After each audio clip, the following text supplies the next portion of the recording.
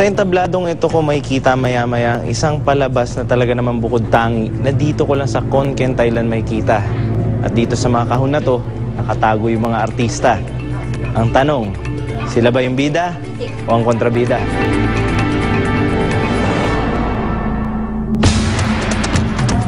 Sa nakaraang 2 linggo, nasaksiyan natin ang isang makapigil-hiningang palabas sa Khon Kaen, Thailand. Sa pagtatanghal na ito, nagtutuos ang tao at ang King Cobra.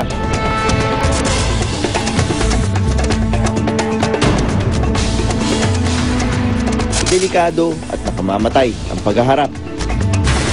Ang buhay ng tao ay nakadepende sa kanyang husay sa pag-ilag.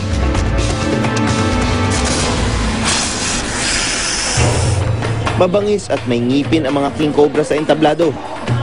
Mula sa laban, kitang-kita ang mga pambihirang katangian ng pinakamahabang makamandag na ahas sa buong mundo. Yung isang scene na yun na nakakabilib is napataas nila yung cobra na tumayo talaga. So nakakabilib siya. Pero at the same time, nakakagulat naman. Kasi nakikita mo kung anong capable tong ahas na to eh.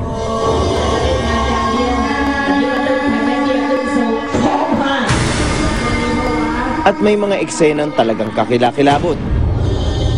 Definitely, ang mga cobras naman, although talagang matatapang, aggressive, meron din silang certain bilis, no?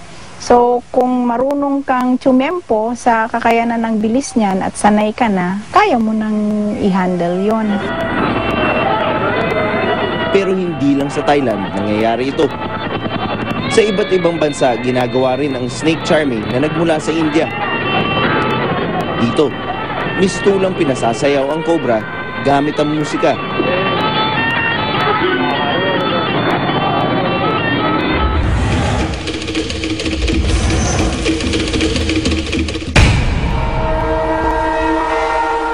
Maging sa Pilipinas, may mga taong gumagamit rin ng mga cobra para ipalabas. Isa na rito si Doc Santos o kilala bilang Zuma. Hey, Doc! Galing, no? Ang guwapo.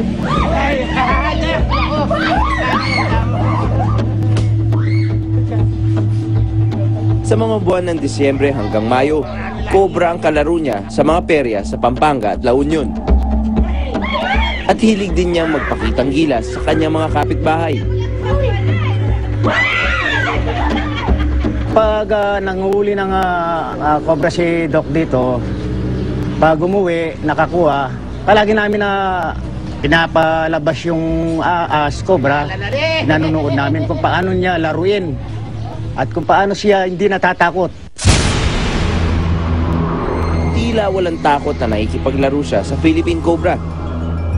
Kahit 5 na raw sa kanyang mga kasama ang namatay sa paggawa nito. May anak pa akong pinapalaki. Pero siguro pag may tamang panahon din siguro, naiinto rin ako dito sa paghuli ng cobra. Pero sa ngayon, wala pa akong planong uminto sa paghuli ng cobra. Sa pagsusyow. Ayon sa kanya, di raw napapaamo ang cobra sa atin. Kaya di na rin niya ito sinubukan pang alagaan.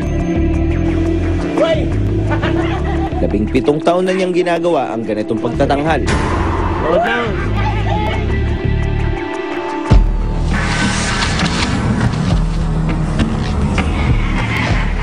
Pero ngayong panahon na wala pang mga perya, kumukuha pa rin siya araw-araw ng mga cobra para naman ibenta.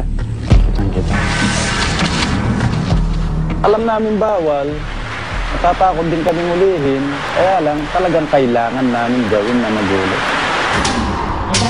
Sa Thailand, magkaaway man sa entablado, inaalagaan ang mga king cobra ng kanilang mga amo dahil sa naibibigay nilang pakinabang. Siyempre, I feel somewhat sorry for the snake dahil ginagamit sila sa ganitong paraan. Hindi sila nabubuhay or hindi sila nabubuhay sa gubat kung saan sila dapat. On the other hand naman, nakikita ko yung relationship ng tao sa ahas.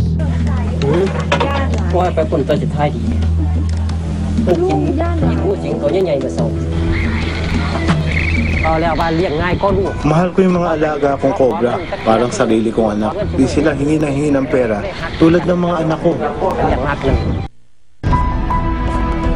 Dati pa namin pinakain ni Pong ang kanyang alaga.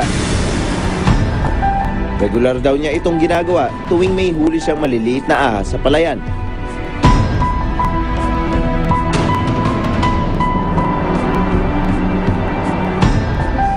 Maya-maya, tinulungan na ni Pong kumain ng kanyang king cobra. So makita nyo, inaanggulo niya yung water snake para una niya masubo yung ulo. Tapos lulunukin na niya yan dire-diretso.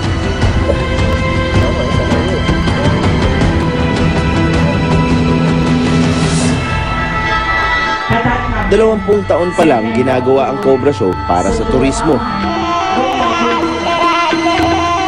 Pero ang mismo pag-aalaga ng King Cobra sa Bangkok Sanga ay may higit 10 dekada ng tradisyon. Pero alagang-alaga man ang mga King Cobra sa Bangkok Sanga, bakit kaya gusto pa rin tumakas ng isang ito?